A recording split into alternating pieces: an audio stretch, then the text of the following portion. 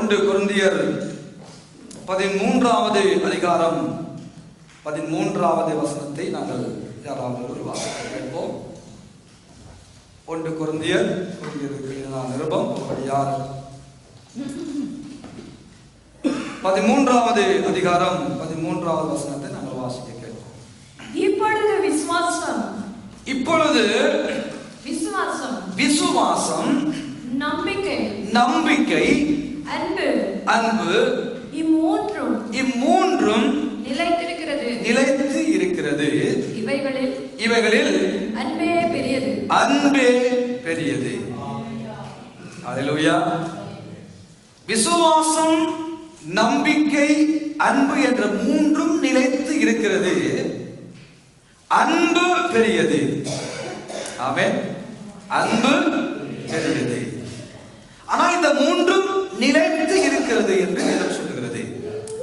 இந்த காலை பொழுது எனக்கு அன்பான தேவனுடைய பிள்ளைகளே, விசுவாசம் என்றால் என்ன, நம்பிக்கை என்றால் என்ன, அன்பு இதன் அடிப்படையில் உருவானது என்று சொல்லி பார்த்து இதற்கு உதாரணமாக சில காரியங்களை பார்த்து இன்றைக்கு எல்லாம் நமக்கு தெரிந்திருந்தாலும் கூட மறுபடியும் நாம் இதை ஆராய்ந்து அதை கேட்ட வகையில கிறிஸ்தவ ஜீவிக்க கர்த்தருடைய ஆவியானவர் நம் அனைவருக்கும் பெரிய ஒரு அனுக்கிரகத்தை உண்டாக்குவாராக.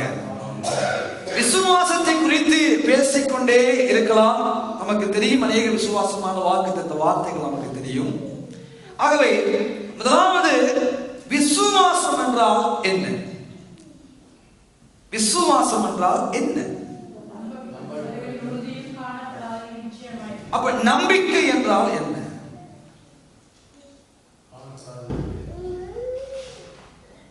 காணப்படாத நிச்சயம் நம்பிக்கை.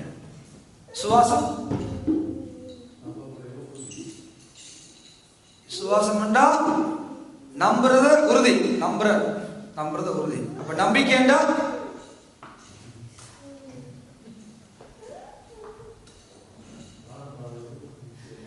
காணப்படாத உறுதி. விசுவாசம் என்றால் நம்பப்படுகிறவர்களின் உறுதி. கவிதா சார் சொல்றீங்க சொல்லியா பிள்ளைகள் வாழை பிள்ளைகள் எல்லாம் விசுவாசிகளா சபைக்குள்ள வாழ்ந்து கொண்டிருக்கிறோம். நமக்கு எல்லாம் பேர் விசுவாசிகள். விசுவாசம் என்றா என்ன? அவ்வளவுதான்.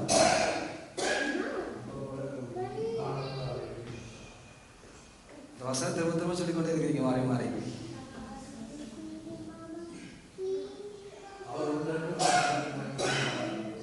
அவர் உண்டென்றும் அவர் நன்மை செய்கிறார். அவர் உண்டென்று இந்த உலகத்தில் அநேகர் நம்புகிறார்கள், விசுவாசிக்கிறார்கள். அது ஒரு கிறிஸ்தவ வாழ்க்கைக்குள்ளே அடிப்படையான ஒரு காரியம். இது இயேசு உண்டு. இதுதானே நம்ம எல்லாம் ஒரு உண்டு நினைச்சுதான் வந்திருக்கிற சபைக்குள்ள.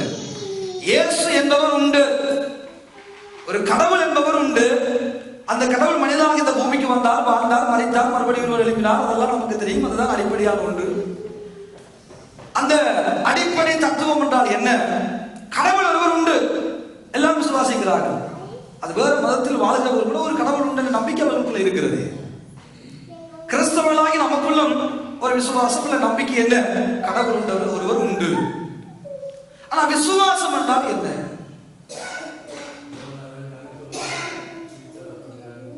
தேவன் அவரை மருத்துவ உயிர்த்தெழ பண்ணினார் என்று விசுவாசிக்கிறோம். விசுவாசம் என்றால்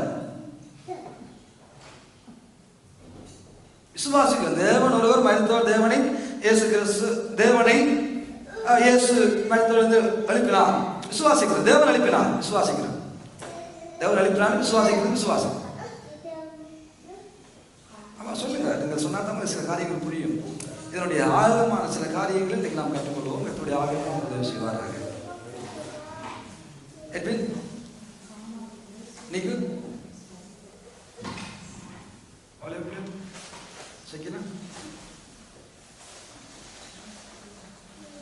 சரி, இலகுவாக புரிந்து கொள்ள வேண்டுமானால் முதலாவது நம் எல்லாருக்கும் ஒரு பொதுவான ஒரு அடிப்படை தத்துவ ரீதியான விசுவாசம் என்று நமக்கு இருக்கிறது. என்ன?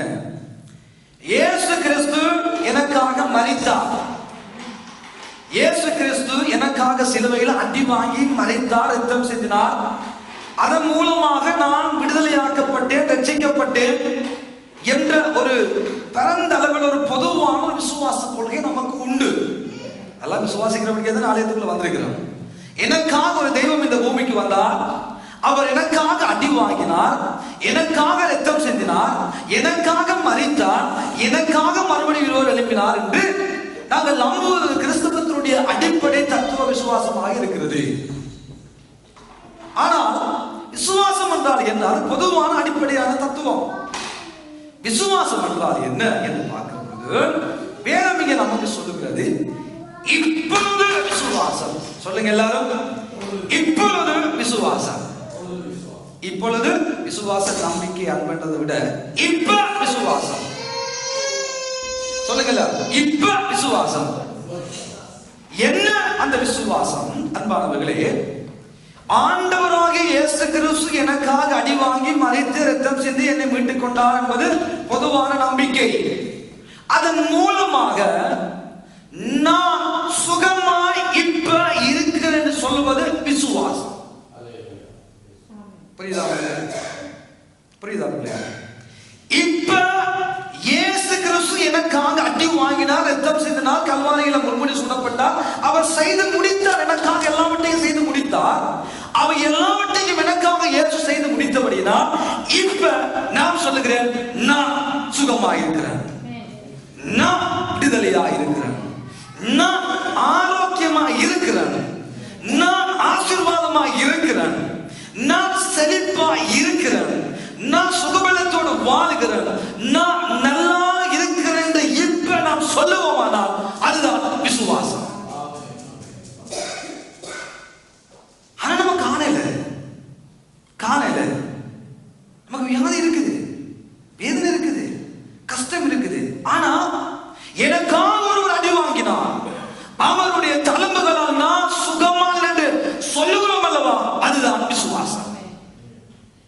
அவருடைய தழும்புகளால் நான் சுகமான, அவர் அடிக்கப்பட்ட நிமித்தமாக நான் நீதிமானாக்கப்பட்டேன். எங்கோ இருந்த என்னை, அந்த காலத்தில் வாழ்ந்த என்னை ஆரோக்கியமான அதிசயமான அந்த ஒளியினத்துக்கு ஆண்டவர் என்னை கொண்டு வந்து விட்டார். ஆகவே நான் ஒளியின் பிள்ளை. விசுவாசம்.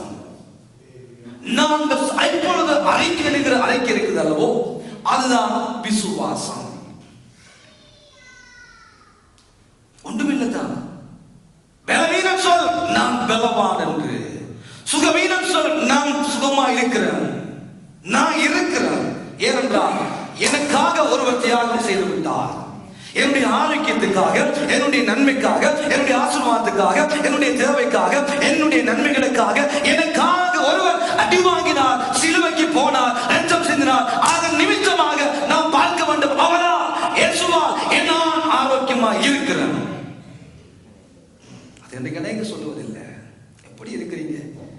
ஏதோ இருக்கிற. வாயிலிருந்து என்ன வருது? ஏதோ இருக்கிற. எப்படி போகுது வாழ்க்கை? ஏதோ போகுது. இதெல்லாம் யோசித்து பாருங்கள். இயேசு நமக்காக செய்து விட்டார், இயேசு ரத்தம் செஞ்சு விட்டார், இயேசு அடி வாங்கி விட்டார், இயேசு ஆசீர்வாதங்களுக்காக தன்னையே இழந்தார்.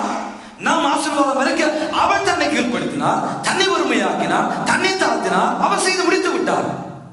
அந்த முடித்தது நிமித்தமாக நாம் பெற்றுக் கொள்ளுகிற நன்மைகளை நாம் பிரகடனப்படுத்த அறிக்கையிட தவறுவோமானால் நானும் நீங்களும் உண்மையான ஒரு கிறிஸ்தவன் இல்லை.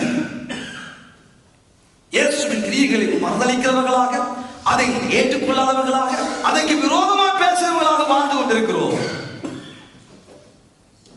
ஒரு கிறிஸ்தவர்களாக நாம் தேவனுடைய வார்த்தையோடு ஒன்றித்து போகிறவர்களாக நாம் இருக்க வேண்டும்.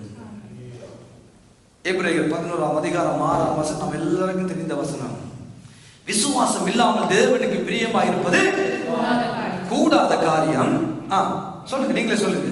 ஏனென்றால் தேவனிடத்துல சேருகிறவன் அவர் உண்டு. வாசிக்க நம்ம எல்லாருக்கும் தெரியும் இந்த வசனம். தேவனிடத்துல சேருகிறவன் அவர் உண்டு. அது நம்ம எல்லாம் நம்புறோம். அவர் உண்டு.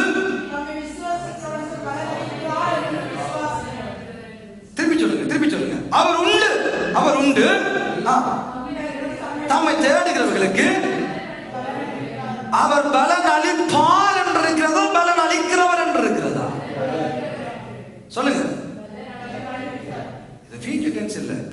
எதிர்காலத்தில் வருகிறது. பலன் அளிக்கிறவர். எப்ப அளிக்கிறவர்? இன்றைக்கு நிகழ்காலத்தில் the present continues. அவர் பலன் அளித்துக் கொண்டே இருக்கிறார். இதுதான் ஐயா விசுவாசம். இதை நாம சொல்லாம இருந்தா நாங்க அநியாயம் செஞ்சுக்குள்ள வந்திருக்கிறோம். அவர் பலன் அளிக்கிறவர். நம்புறோமோ இல்லையோ, நடக்குதோ இல்லையோ, அவர் பலன் அளிக்கிறவர். அவர் பலன் அளிக்கிறவராக இருக்கிறபடினால் நாம சொல்லணும், நான் நல்லா இருக்கிறேன். எப்படி இருக்கிறீங்க? நான் நல்லா இருக்கிறேன். மரணமும் ஜீவனும் நாவினுடைய அதிகாரத்திலிருந்து புறப்பட்டு வருகிறது. எப்படி இருக்கிறது? நல்லா இருக்கிறேன். எப்படி பிரதர் குடும்பம் நல்லா இருக்குது? எப்படி பிள்ளைகள் நல்லா இருக்குது? எப்படி புருஷன் நல்லா இருக்கிறது? எப்படி மனைவி நல்லா இருக்கிறது? அதை விட்டுட்டு தெரிவிக்கவே முடியாது. இது வர வர ஏதோ ஒரு மாதிரி போகுது. அவர் எப்படி? அந்த மனுஷனோட நாம் படுற பாடு நாய்படாத பாடு. ஆறு சொல்றோம்? ரட்சிக்கப்பட்டு ஆலயத்துக்குள்ள வந்து அந்நிய பாஷை பேசி ஞானசானம் எடுத்து கர்த்தரை ஆராதிச்சு எல்லாம் செய்யறது. நாம சொல்றோம் என்ன? திருத்தவே முடியாது. எங்களோட வாய் என்ன சொல்லுது? திருத்தவே முடியாது. அது முடியாதுதான். இது உருப்படாது. அது உருப்படாதுதான். இந்த மனுஷன் வாயை அடக்கவே முடியாது. அது ஒரு மாதிரி இருக்குது. அது ஒரு மாதிரியா தான் இருக்கும். எதை சொல்றான்? வாயால சொல்றான். திருத்த முடியாது. முடியாது. இது திருந்தாது. நம்ம சொல்லுறோம். பலன் அளிக்கிறவர் பார்த்து கொண்டிருக்கிறார். பலன் அளிக்கிறவர் உண்டு. அளிக்கிறவர் அவர் நமக்கு அளித்துக் கொண்டிருக்கிறவர். அவர் அளித்துக் கொண்டிருக்கிறார். அவர் நமக்கு நன்மை செய்து விட்டால் அந்த தந்த ஆசீர்வாதத்தை அனுபவிக்க முடியாதபடி இன்றைக்கு அநேகருடைய கண்கள் கட்டப்பட்டிருக்கிறது. ஐயா, பேங்க்ல நிறைய பணம் இருக்கிறது. ஆனா அதை எடுத்து செலவழிக்கிறதுக்கு நமக்கு தெரியுதில்லை. அதை பயன்படுத்த நமக்கு தெரியுதில்லை. டெபாசிட்ல ஏராளமான பணம் இருக்கிறது.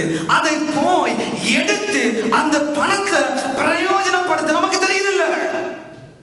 அவ்வளவுதான். எல்லாம் இருக்கிறது. நிறைவாய் நமக்கு ஆண்டவர் தந்தருளி இருக்கிறார். அந்த நிறைவை நம்முடைய குறைவின் மத்தியில அறிக்கையிடுவதுதான் என்னது? விசுவாசம். இது விசுவாசம். அப்ப நம்பிக்கை என்றால் என்ன? நன்றாய் ஞாபகத்தில் வையுங்கள். நம்முடைய வாழ்க்கையில அறிக்கை இட்டுக் கொண்டே சில காரியங்களை இருக்கிறோம்.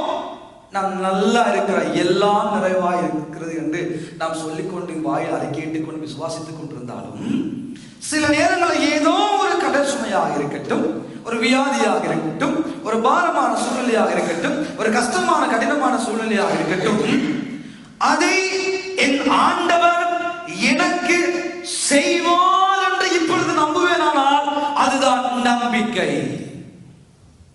லங்காட்டி திரும்ப சொல்லுங்க. நம்பிக்கை என்பது எதிர்காலத்தோடு சம்பந்தப்படுகிறது. விசுவாசம் என்பது நிகழ்காலத்தில் இப்ப நிகழ்காலத்தில் சம்பந்தப்படுகிறது. நிகழ்காலத்தில் நான் நல்லா இருக்கிறேன் சொன்னாலும் சில காரியங்கள் நமக்கு வேதனை உண்டாக்குவதா இருக்கட்டும், கஷ்டத்தை உண்டாக்குவதா இருக்கட்டும், கடினமான சூழ்நிலைகள் நமக்கு ஒரு பகுதி வாழ்க்கையில் ஆண்டவர் அனுமதிக்கப்பட்டிருந்தால் நாம் நம்ப வேண்டும், இதை என் ஆண்டவர் செய்வார், இதை செய்து முடிப்பார். அதுதான் நம்பிக்கை. புரியுதா உங்களுக்கு? புரியுதா? நான் நல்லா இருக்கிறேன் சொல்லுவது நம்பிக்கை, விசுவாசம். ஆனால் என் வாழ்க்கையில் இருக்கிற இந்த காரியத்தை ஆண்டவர் செய்து முடிப்பார் என்று நாம் நினைப்பது நம்பிக்கை. நாம் வைக்கிற நம்பிக்கை அவர் செய்வார், அவர் செய்வார். என் ஆண்டவர் எனக்கு செய்யாம யாருக்கு யார் செய்ய போகிறார்? அவர் செய்வார், அவர் செய்வார். அதுதான் நம்பிக்கை.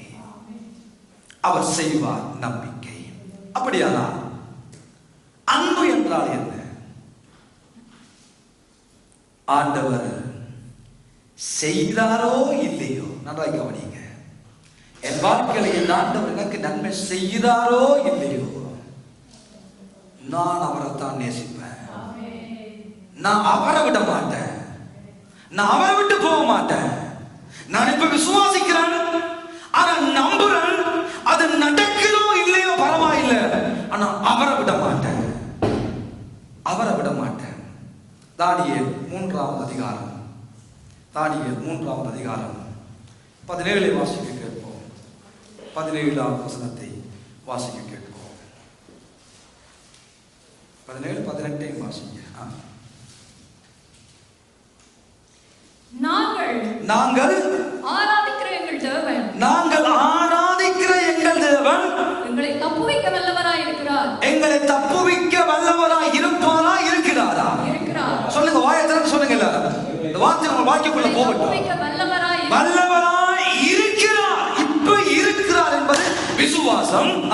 அவர் எரிகிற அக்கினி சூளைக்கும் ராஜாவாகிய உம்முடைய கைக்கும் நீங்களாக்கி விடுவிப்பார். நீங்களாக்கி விடுதலையாக்குமார், விடுவிப்பார் என்பது என்ன காலம்? எதிர்காலம், நம்பிக்கை. புரியுதா உங்களுக்கு? விளங்குதா? விசுவாசம் என்பது என் தேவன் என்னோடு இருக்கிறார், அவர் என்னை விட மாட்டார், அவர் என்னை கைவிட மாட்டார், அவர் என்னை ஆசீர்வதிப்பார், அவர் என்னை ஆசீர்வதித்திருக்கிறார், நான் நன்றா இருக்கிறேன் என்று இப்பொழுது நம்புகிறேன். விசுவாசம். ஆனா கைவிட மாட்டார் ஐயா, நம்பிக்கை. அடுத்த வசனம், விடுவிக்காமல் போனாலும் பரவாயில்லை, நம்முடைய தேவர்களுக்கு ஆராதனை செய்ய விடுதலையாக்காம போனாலும் பரவாயில்ல, உண்ட சிலையை நான் மறக்க மாட்டேன். இதுதான் ஐயா அன்பு, ஆண்டவர் மேல் வைத்த அன்பு. இந்த விசுவாசம் பிரசன்னத்துல கிரியை செய்கிற பொழுது, ஃபியூச்சருக்குள்ள நம்பிக்கை நமக்கு வருகிற பொழுது, அன்பு தானாக கடந்து வந்துவிடும், அன்பு கிரியை செய்ய ஆரம்பித்து விடும். இது மூன்றும் கிறிஸ்தவனுடைய வாழ்க்கையில நிலைத்து இருக்கப்பட வேண்டிய ஒன்று. இது ஏதாவது ஒன்று சரக்கமா இருந்தா இந்த கிறிஸ்தவ பிரயாணத்துக்குள்ள பிரயாணிக்க முடியாது. பிரசன்டென்ஸ்ல நம்புகிறோம், விசுவாசிக்கிறோம், நல்லது. ஆனா ஃபியூச்சர்ல நடக்கும் என்று நம்பாம இருந்தா அர்த்தமிட்டது. அன்பை கொள்ளையாடி போயிடும், அன்பு காணாம போயிடும்.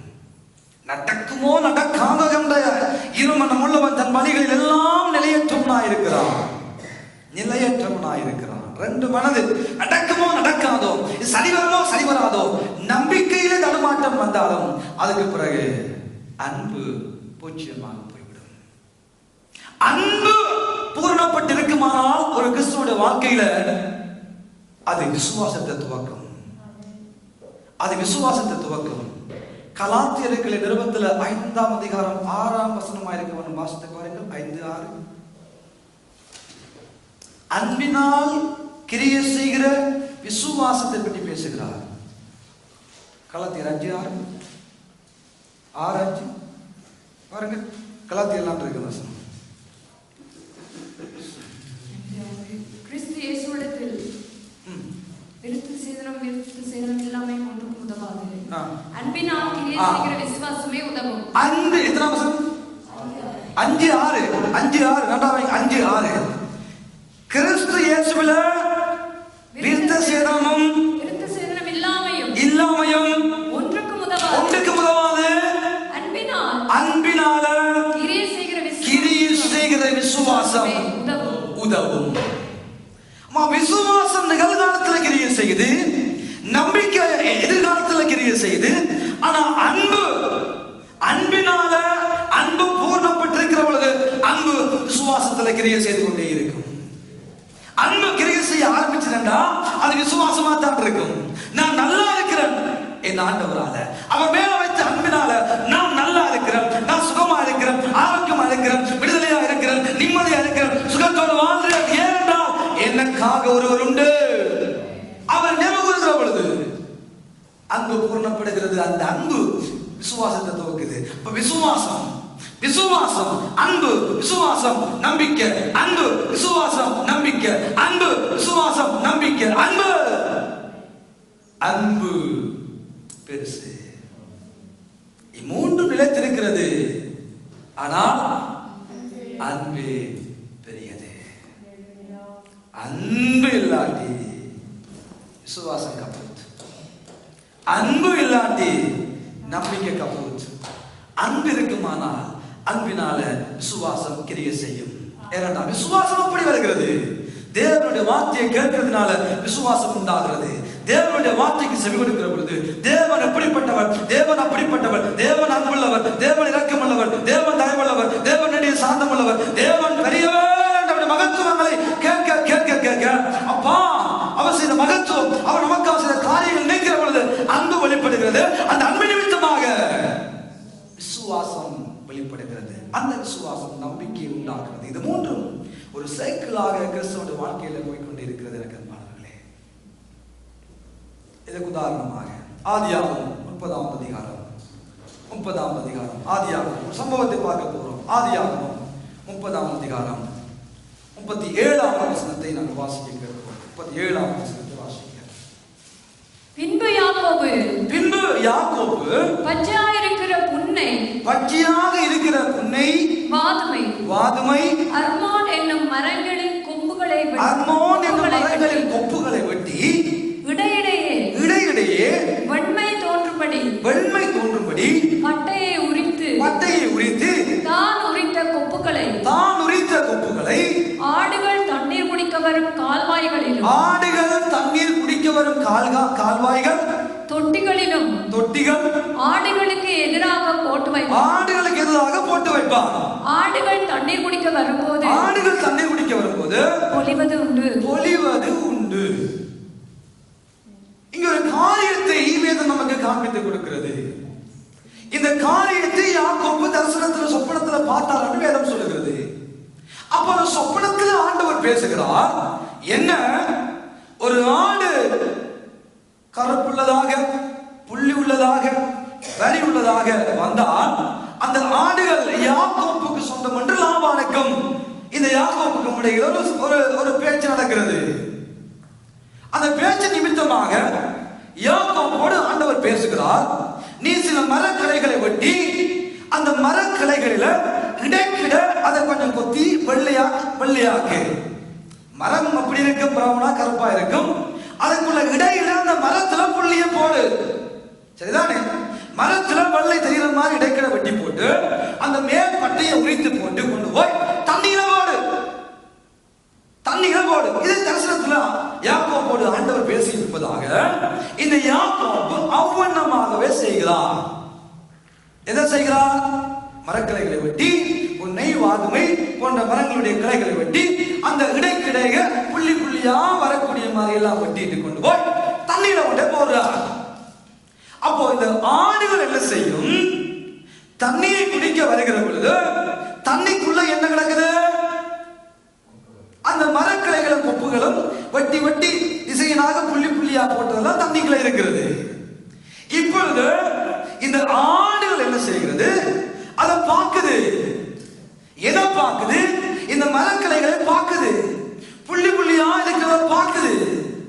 ஆடுகள் பொழிவதுண்டு என்று சொன்னால் ஆடுகள் இனப்பெருக்கத்தை அந்த தண்ணீர் அண்டைகளை வந்து செய்கிற பொழுது, அந்த இனப்பெருக்கத்தில் ஆடுகள் ஈடுபடுகிற பொழுது அதுகள் பார்க்கிறது தண்ணிக்குள்ள புள்ளியா இருக்குது. எல்லாம் ஆடு இதை பார்க்குது.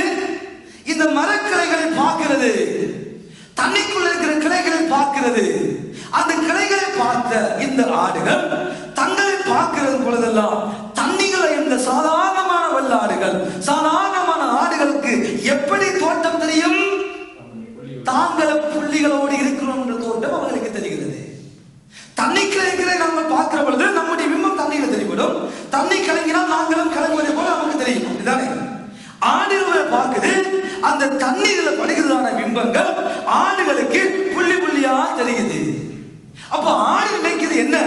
நான் சாதாரணமான ஒரு கலர் ஆடு இல்ல, நான் புள்ளியான ஆடு, நான் புள்ளியான ஆடு என்று நினைத்து ஆடுகள் பொழிகிற நேரத்தில் அந்த ஆடுகள் எப்படிப்பட்ட குட்டிகளை பெறுகிறது? புள்ளியான குட்டிகளை பெறுகிறது. அருமையான தேவ ஜனமே, ஆடுகள் எதை பார்த்தன? சொல்லுங்க, சத்தமா சொல்லுங்க, பைபிளா சொல்லுங்க. எதை பார்த்தபடியான ஆட்டுக்குட்டி புள்ளியாக வந்தது? அந்த புள்ளியான மரங்களை ஆடுகள் மரக்கிளைகளை யாக்கோபு கொத்தி புள்ளியா போட்டதை பார்த்தபடியினால் புள்ளியானதும் வரிவரியானதுமான ஆட்டுக்குட்டிகளை ஆடுகள் ஈன்று எடுத்தது. தேவ ஜனமே, ஆண்டவராகிய இயேசு எனும் தெய்வம் மரத்தில் தூக்கப்பட்ட எவனும் சாபமானால் என்ற அடிப்படையில், சாபம் என்ற அடிப்படையில் இயேசு எனக்காக உனக்காக சிலுவையில மலையில அந்த மரத்தில் தூக்கப்பட்டால் அவரை எவன் பார்க்கிறானோ அதனால் அவர்கள் நன்மை அடைவார்கள்.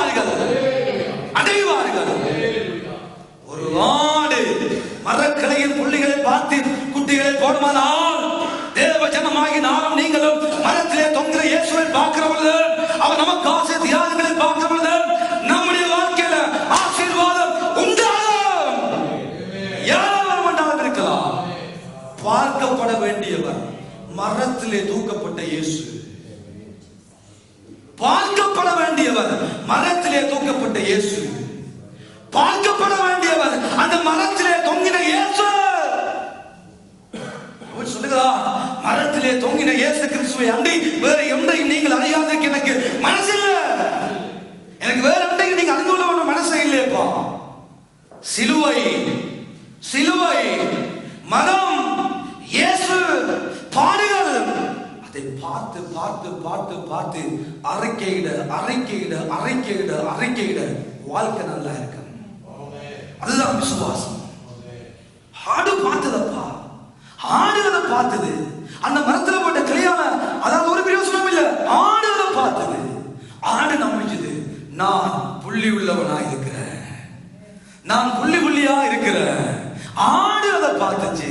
ஆடு அதை பார்த்து அதே நேரத்தில் ஏற்படுத்த செய்த பொழுது ஆடு நம்பிச்சது, நான் புள்ளியாக இருந்தா எனக்கு பிறக்கிறதும் புள்ளி புள்ளி வரை உள்ளதாகத்தான் இருக்கும்.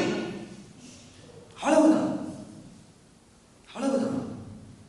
பார்க்கப்பட வேண்டியவர் மரத்தில் தொங்கினவரை, மரத்தில் தொங்கினவரை.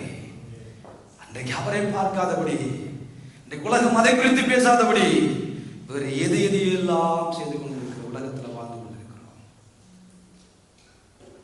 அவரை பார்க்கும்படியாக, அவரை தேடும்படியாக, அவருடைய தியாகத்தின் மேன்மை ஆராயும்படியாக, அவருடைய மகத்துவங்களை பார்த்து விசுவாசமும் நம்பிக்கையும் அன்பில பெருகி வாழ வேண்டிய தேவஜனம் அதை விட்டு விட்டு வேறு எதையோ பார்க்கிறபடியினால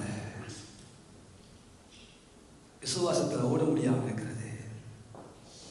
புள்ளி உள்ள வரி உள்ள கரப்புள்ள குட்டிகளை வர முடியாத உலகமும் உலகத்தில் வாழ்கிற கிறிஸ்தவுடைய நிலைமையும் அடைக்கப்பட்டதாக, ஒடுக்கப்பட்டதாக, வேறு எதையோ பிசாசு அவர்களுக்குள்ளே விதைத்து வேறு எதையோ அவர்களை பார்க்க வைத்து செழிப்பு என்னும் உபதேசம், கிருபை என்னும் உபதேசம் தேவையில்லாதவற்றை மிகப்படுத்தி பேசி பேசி பேசி பேசியே புள்ளியை பார்க்க விடுவதில்லை.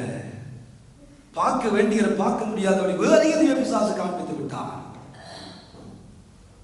வேறு எதையோ காண்பித்து விட்டான். நானும் நீங்களும் பார்க்க வேண்டியவர் மரத்தில் தொங்கின இயேசு. மரத்தில் நமக்காக அடி வாங்கி தொங்கின இயேசு. அன்றைக்கு மோசையினால் வனாந்திரத்திலே பெண்களை சர்ப்பத்தை நோக்கி பார்த்தவர்கள் ஆரோக்கியம் அடைந்தார்கள் என்று வேதம் சொல்கிறது. அதற்கு அடையாளமாகத்தான் இயேசு கிறிஸ்துவின் சிலுவை மரணத்துக்கு அடையாளமாக இன்றைக்கு வனாந்திரத்தில் பெண்களை சர்ப்பம் உயர்த்தப்பட்டது. பார்ப்பதற்காக மாத்திரம் தான் ஏற்படுத்தப்பட்டது, வணங்குவதற்காக அல்ல. அதே போல ஆண்டவராகிய இயேசு எனும் இரட்சகரை நோக்கி பார்த்தவருடைய முகங்கள் பிரகாசமடைந்தது என்று வேதம் சொல்லுகிறது. அவர்கள் ஒரு நாளும் வெட்கப்பட்டு போக மாட்டார்கள். அவர் நோக்கி பார்த்தவருடைய முகங்கள் பிரகாசமடையும். அவரை நோக்கி பார்த்தவருடைய முகங்கள் ஒருபோதும் வெட்கப்பட்டு போவது இல்லை. அரைக்கிட வேண்டும். நான் கிறிஸ்துவின் பிள்ளை, என்னுடைய பிள்ளைகள் கர்த்தரால் போதிக்கப்பட்டிருப்பார்கள், என் பிள்ளைகளுக்கு உண்டாகும் சமாதானம் பெரிதா இருக்கும். நீதிமானுடைய சந்ததி ஒரு நாளும் அப்பத்துக்கு கையேந்த மாட்டார்கள். நீதிமானுடைய பிள்ளைகள் ஒரு நாளும் அப்பத்துக்கு கையேந்த மாட்டார்கள். நீதிமான் பனையை போல செழித்து வளருவான், கேதுரு மரங்களை போல இருப்பான். அறிக்கையிட வேண்டும், பார்க்க வேண்டும், இயேசுவை பார்க்க வேண்டும், மரத்தில் பார்க்க வேண்டும், காயங்களை பார்க்க வேண்டும். அவர் எனக்காக உனக்காக பட்ட தியாகத்தின் மேன்மையப்பா. தேவஜனமே, யாக்கோபுக்கு ஆண்டவர் பேசியதை யாக்கோபு செய்தான். ஆடு பார்த்தது, ஆட்டுக்கு ஆசீர்வாதம் உண்டாகிறது. ஆடு பார்த்தது, ஆடு ஆரோக்கியத்தை உண்டு பண்ணியது. 40 வாசிக்கிறது 37, 38, 39 வாசித்து பாருங்க. 38 வாசிங்க. 38. ஆடுகள் அந்த கொப்புகளுக்கு முன்பாக பொழிந்தபடியாக, அந்த கொப்புகளுக்கு முன்பாக தன் இனப்பெருக்கத்தை செய்தபடியினால அவைகள் கலப்பு நிறம் உள்ளதும், கலப்பு நிறம் உள்ளதும், புள்ளி உள்ளதும், வரி உள்ளதுமான குட்டிகளை போட்டது. வரி உள்ளதுமான குட்டிகளை போட்டது. அவ்வளவு பார்த்ததுபடியினால் மட்டும்தான், வேறு ஒன்றுமே இல்லை. அடுத்த வசனம். அந்த ஆட்டுக்குட்டிகளை யாக்கோபு பிரித்து கொண்டு ஆடுகளை லாபானுடைய மந்தையில் இருக்கும் கலப்பு நிறமானவைகளுக்கும் கருப்பானவைகள் எல்லாவற்றுக்கும் எதிராக நிறுத்தி தன் ஆடுகளை லாபானுடைய மந்தையோட சேர்க்காமல் தனிப்புறமாக வைத்துக் கொள்வான். இந்த இடத்துல ஆண்டவர் என்ன சொல்ல வருகிறார்? இப்ப திரும்பவும் யாக்கோபு என்ன செய்கிறார்? அந்த ஆடுகள் எதை பார்க்கும்படியாக செய்கிறான்? திரும்ப சொல்லுங்க சொல்லுங்க. கருப்புள்ளது, வரி உள்ளது, புள்ளி உள்ளது, அந்த ஆடுகளை மாத்திரம் என்னுடைய ஆடுகள் பார்க்க வேண்டும் என்பதில் யாக்கோபு குறிக்கோளாக இருக்கிறார். யாக்கோபு தெளிவாக இருக்கிறார். வேறு எதையும் என் ஆடுகள் பார்த்து விடக்கூடாது, வேறு எங்கேயும் என் ஆடுகள் போய்விடக் கூடாது, கண்டதையும் பார்த்து விடக்கூடாது, கண்டதுக்குள்ளும் கண்ணை விட்டு விடக்கூடாது, தேவையில்லாததுக்கு மேல கண்ணை பறிவிட்டு விடக்கூடாது, தேவையில்லாத மேல எழுந்த என்னுடைய ஆட்டுக்குட்டியின் கண் போய்விடக்கூடாது என்பதில் யாக்கோபு மிகுந்த அவதானமாக செயல்பட்டார். முதல் தண்ணிக்குள்ள இருந்த அந்த வரி வரியான மரங்களை பார்க்க வைத்ததான இந்த யாக்கோபு இப்பொழுது அதே யாக்கோபு வரி உள்ளது, புள்ளி உள்ளது, கரப்புள்ளதுமான ஆடுகளை பார்க்கும்படியாக தன் ஆடுகளை நேரே கொண்டு விடுகிறார். திரும்பவும் அது அப்படிப்பட்ட ஒரு அழகான காட்சி. திரும்பவும் அந்த காட்சி எந்த நிலைமையில நாம் இருந்தாலும் அடிக்கடி நம்முடைய ஞாபகத்துக்கு வர வேண்டியது சிலுவை பாடுகளும் சிலுவையும் இயேசு நமக்காக செய்த தியாகத்தின் மேன்மையும்.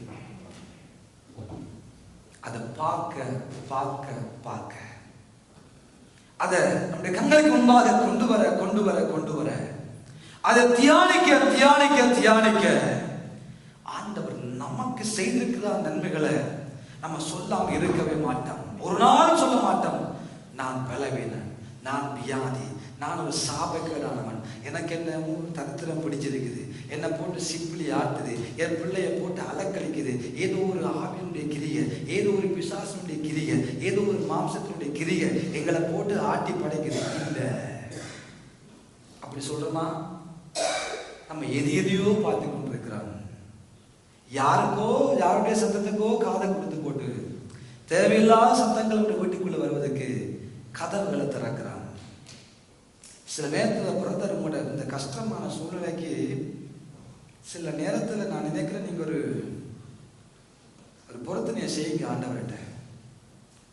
பொருத்தனையை செய்து சொல்லுங்க, ஆண்டவரே நீங்க இதை செய்தா நான் இதை செய்வேன்னு சொல்லுங்க ஆண்டவர்கிட்ட. பொருத்தனை செய்யுங்க.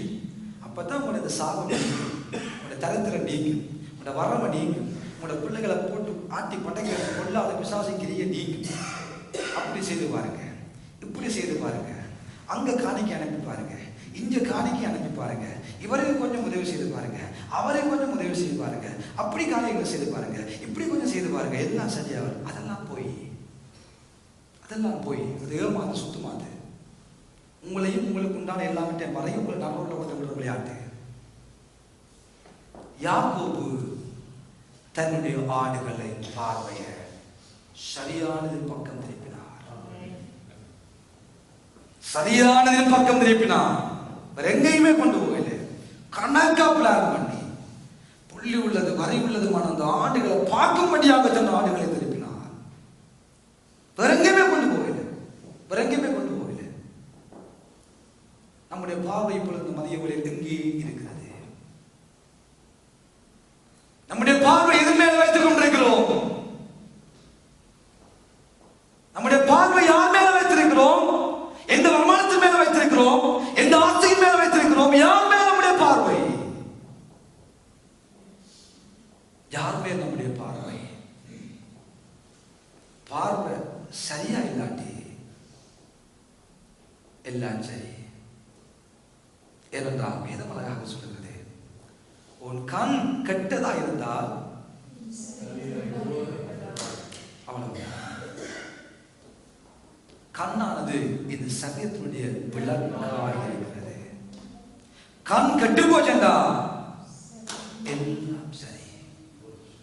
எதை மேலும் பார்வை சரியானதை பார்க்கிறோமா? சரியானவனாக இயேசுவை பார்க்கிறோமா? சிலுவையை நினைக்கிறோமா? நினைக்கிறோமா, சிலுவை பாட்டை பார்க்கிறோமா, சிலுவையில இயேசு நமக்காக சில காரியங்களை நினைத்து அவர் எனக்காக எல்லாம் செய்து முடித்து விட்டார் என்று சொல்லி அதன் அடிப்படையில் நிகழ்காலத்தில் விசுவாசமான வார்த்தைகளை பேசுகிறோமா? இல்லாவிட்டா தேவையில்லாத பார்த்து பார்த்து பார்த்து பார்த்து பார்த்து பார்த்து தேவையில்லாத பேசிக்கொண்டே இருப்போமானால் தேவையில்லாத நம்முடைய வாழ்க்கையில நடந்தே தீரும். காரணம் ஆண்டவர் அல்ல, ஆவியானவர் அல்ல, பிதா அல்ல, நம்முடைய பார்வை, நம்முடைய பார்வை, நம்முடைய பார்வை. தேவையானது மேல என்னுடைய பார்வை திரும்பட்டும். தேவையானவர் மேல் நம்முடைய பார்வை திரும்பட்டும். தேவையானது மேல் நம்முடைய கவனம் இருக்கட்டும். அவர்தான் தேவையானவர்.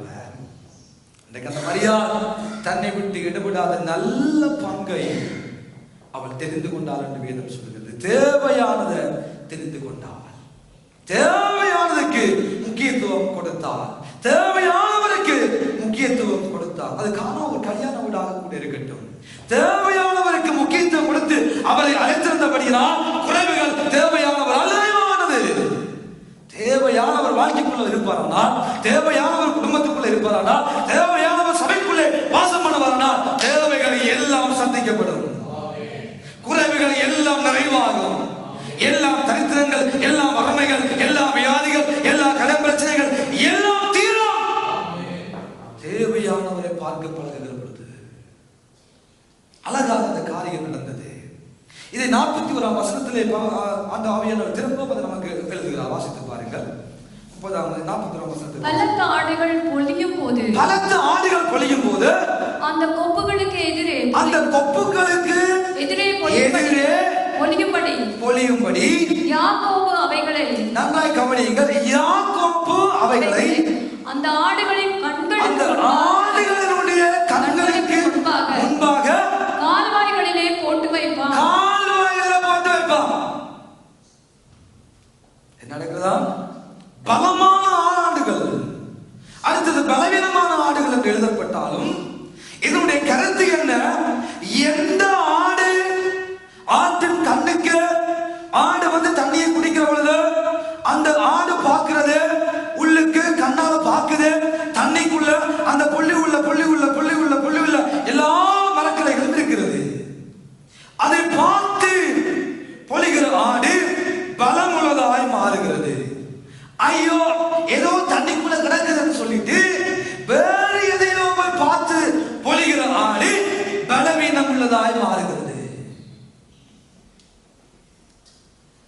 என்ன நடக்கிறதா? தண்ணிய பார்க்கிறது, கண்ணால ஆடு தண்ணிய பார்க்குது, ஆனா தண்ணிக்குள்ள ஏதோ சந்திக்கும் போல தெரிகிறது. வேணாம், இதுக்குள்ளே கிடக்குது என்று அதை விட்டுட்டு அங்கால போய் பார்த்தா அதுக்குள்ள ஒன்றுமே இல்லை. அந்த தண்ணியை குடிக்கிற ஆடு ஒன்றுமே இல்லாம பார்த்து அதுக்குள்ள ஒன்றுமே இல்லை, நல்லா இருக்கு. அதை பார்த்து அதன் அடிப்படையில் இனப்பெருக்கம் செய்கிற ஆடுகள் பலவீனமான ஆடுகளாய் மாறுகிறது. கண்களுக்கு முன்னே கொண்டு வந்து போடுவார். எந்த ஆடு அதில் நிற்கிறதோ அந்த ஆடு பலமுள்ளதா மாறுது.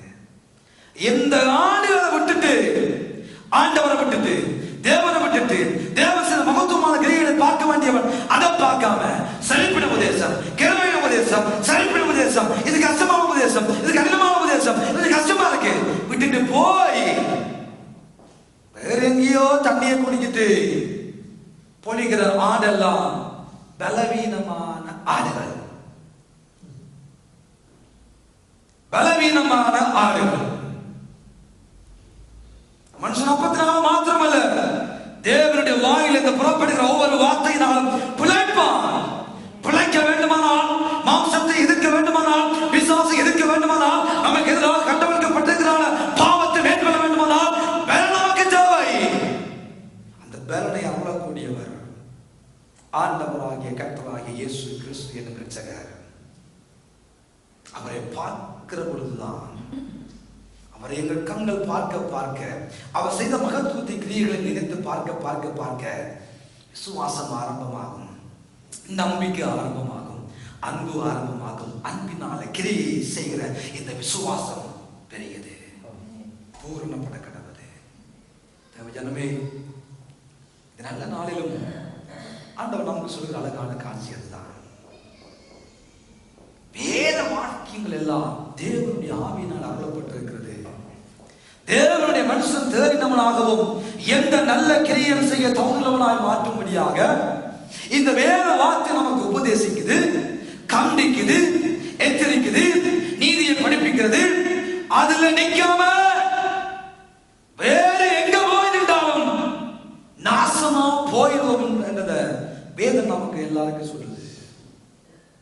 அதுல நின்று நம்ம சரிப்படுத்தாம, அதுல நின்று அதன் மூலம் வருகிற ஆசீர்வாதங்களை பெற்றுக்கொள்ளாம, அதுல நினைக்காம வேற எங்கேயாவது நிற்போம். நிற்போம். எப்படி நிற்போம்? பலவீனமான ஆடுகளா தான் நிற்போம். ஆடுகளா நிற்போம், ஆடுகளா தான் நிற்போம். ஆனா பலவீனமான ஆடுகள் அற்ப விசுவாசிகளாக இருப்போம். அவிசுவாசி என்று ஆண்டவர் சொல்லவில்லை. அற்ப விசுவாசிகளே, கொஞ்சம் விசுவாசம், அற்ப விசுவாசிகளே இருப்போம். ஆடுகளா இருப்போம், ஆனா பலனற்று போன ஆடுகளா இருப்போம். பார்வைக்கு ஆடுகளா இருக்கும், ஆனா பலவீனமான ஆடுகளா இருக்கும். பார்க்க வேண்டியவர், முக்கியத்துவம் கொடுக்க வேண்டியவர், தேட வேண்டியவர், அவருடைய சத்தத்துக்கு கீழ்ப்படிய வேண்டி அவருடைய சத்தத்துக்கு கீழ்ப்படியாம அதுல ரெண்டா கொஞ்சம் கஷ்டமா இருக்குது. கொஞ்சம் கடினமான உபதேசம், கொஞ்சம் விளிம்பி சபைக்கு போறது கஷ்டமா இருக்குது. அதை விட கொஞ்சம் படுத்து நல்லா நித்திர அடிச்சா நல்லா இருக்கும். இங்க போனா இந்த மனுஷன் போட்டு பேசுறான், திட்டுக்கிட்டே திட்டுறான். இதை விட கொஞ்சம் நல்ல சபையில் இருக்குதானே, அங்க போவோம். இங்க போனா இந்த பிள்ளையை பற்றி பேசுறான், என்ன பற்றி பேசுறான், என் மனைவி பற்றி பேசுறான். தாறுமாறா ஒரே விட்டு விட்டு விட்டு விட்டு ஆகி இருக்குது, கஷ்டமா இருக்குது. நல்லா தான் இருக்கும். இயேசு கேட்டா, இயேசுவோடு இருந்தவர்கள் இதெல்லாம் கடினமான உபதேசம், யாரும் பின்னால போவான். கூட்டம் போச்சு. பக்கத்துக்கு ஆக்கள் பார்த்து கேட்டாங்க, நீங்களும் போக நல்லதா இருக்கிறீங்களோ? அன்பான தேவஜனமே, நமக்கு ஒரு நல்ல மேய்ப்பர் உண்டு. நல்ல மேய்ப்பர் நமக்கு உண்டு. நம்மை அமர்ந்த தண்ணிகள் அண்டையில நடந்து செல்லுகிற ஒரு நல்ல மேய்ப்பர் எனக்கு உங்களுக்கு உண்டு. அந்த மேய்ப்பர் நமக்கு அடிக்கிற பொழுது நம்முடைய நன்மைக்கு எதுவாகவே அடிக்கிறார். அந்த மேய்ப்பர் நமக்கு கண்டிக்கிற பொழுது, எச்சரிக்கிற பொழுது, நமக்கு காரியங்களை சொல்லி தருகிற பொழுது அவர் நம்முடைய நன்மையின் கருதியை செய்கிறார் என்ற உணர்வு நமக்குள்ள இருக்க வேண்டும். என் மேய்ப்பன் நான் குடிக்கிற தண்ணிக்குள்ள கொண்டு வந்து மரக்கலைகளை போட்டு அந்த மரக்கலையை வட்டி வட்டி வட்டி வட்டி வட்டி போட்டு நான் அசிங்கமான கலங்கமான ஒரு தேவையில்லாத தண்ணீரை குடிக்கும்படியாக என் மேய்ப்பன் எனக்கு செய்ய மாட்டார் என்ற உணர்வோடு அந்த ஆடுகள் அந்த இடத்துல தண்ணீரை குடித்து பொலிவு உண்டாக்கினபடியினால் அது பலமுள்ளவைகளாக மாறியது. அந்த ஆடுகள் நினைத்தது, என் மேய்ப்பன் எனக்கு ஒரு நாள் தீங்கு செய்ய மாட்டார், எனக்கு ஒரு நாள் நான் குடிக்கிற தண்ணிகளை கொண்டு போய் தேவையில்லாத அசிங்கங்களை கொண்டு மாட்டார். அவர் வாதுமை கிளைகளை கொண்டு வந்து போட்டாலும், புன்னை மரக்கிளைகளை கொண்டு வந்து போட்டாலும், எந்த கிளைகளை வெட்டி கொண்டு வந்து போட்டாலும், அதுல என்னை தண்ணியை குடியேந்து விட்டாலும் அவர் என் நன்மைக்கு ஏதுவாகவே செய்கிறார். நான் பலனடைய, நான் ஆரோக்கியமா இருக்க, நான் ஆசீர்வாதமா இருக்கவே என் மேய்ப்பர் எனக்கு செய்கிறார் என்ற உணர்வு ஒவ்வொரு தேவனுடைய பிள்ளைகளுக்குள்ளும் வர வேண்டும். அந்த உணர்வு வர வேண்டும்.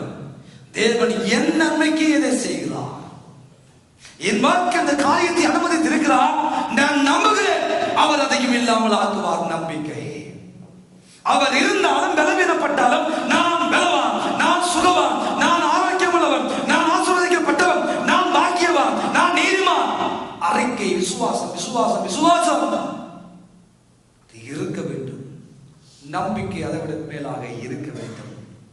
அன்பு இருக்குதோ இல்லையோ, சுகம் இருக்கிறோ இல்லையோ, பலன் இருக்கிறோ இல்லையோ, நன்மைகள் வருகிறோ இல்லையோ, என் ஆண்டவர் என் வாழ்க்கைக்குள்ள கொண்டு வந்து என்ன மரக்கலைகளை தரைத்து வெட்டி கொண்டு வந்து போட்டாலும் அது அனைத்தும் என்னுடைய நன்மைக்கு, அது அனைத்தும் என்னுடைய ஆசீர்வாதத்துக்கு. ராணிக்கு மேலாக சோதிக்கப்பட ஒரு நாள் நம்ம விட மாட்டார். தாங்கிடும் பலன் தருகிறார். தப்பி செல்ல வழி செய்கிற ஒரு நல்ல தகவல் நம் அனைவருக்கும் உண்டு. இந்த ஓய்வு நாளில் எனக்கு அன்பான தேவன் வாழ்க்கைக்குள்ள இந்த ஆண்டவர் கற்றுத்தருகிற காரியம் அன்பு. அன்பு அவர்கள் நாம் வைக்கிற அளவு கடந்த அன்பு அது விசுவாசத்தை பிறக்கும். ஏனென்றால் விசுவாசத்தை தொடக்கிறவரும் முடிக்கிறவருமானவர் அவர்தான். அவர் மேல வைக்கிற அன்பு விசுவாசத்தை பிறக பண்ணும். அந்த விசுவாசம் நம்பிக்கையை பிறக்கும். அந்த நம்பிக்கை அன்பை பிறக்கும். அந்த அன்பு விசுவாசம் நம்பிக்கை, அன்பு விசுவாசம் நம்பிக்கை, இது மூன்றிலையும் அவர் மேல நாம் வைக்கிற அன்பு பெரியது. இன்றைக்கு இந்த மதிய வேளைகளே இந்த ஆலயத்துக்குள்ள இந்த சத்தத்தை கேட்கிற யாரா இருந்தாலும் எவ்வளவு தூரத்துக்கு விசுவாச வார்த்தைகளை பேசுகிறோம், எவ்வளவு தூரத்துக்கு நம்பிக்கையான வார்த்தைகளை பேசுகிறோம், எவ்வளவு தூரம் அவருக்கு நமக்கு முடிய இருக்கிற உறவு இருக்கிறது என்று சொல்லி நம்ம ஆராய்ந்து பார்த்து தேவ சமூகத்தை ஒப்பு கொடுத்து இந்த பரிசுத்தமான பந்தியில அவர் நம்மேல் வைத்த அன்பை வெளிப்படுத்த நிமித்தமாக அவர் நமக்காக அடிக்கப்பட்டு சரீரங்கள் உழுகிறவர்கள் உழுவது போல சரீரம் உழப்பட்டு பிக்கப்பட்டு துண்டு துண்டா பிக்கப்பட்டு அவ்வளவு அழகான தெய்வம், அழகுள்ள தெய்வம் அலங்கோலமாய் மாறினார் எனக்காக உங்களுக்காக. அவர் சில தியாகத்தை நோக்கி பார்த்து இந்த பரிசுத்தமான பந்தியிலே நாங்கள் பங்கெடுக்க நம்ம ஒப்பு கொடுத்தவர்களா யாரும் எழுந்திருப்போம். எல்லாரும் எழுந்திருந்தவர்களா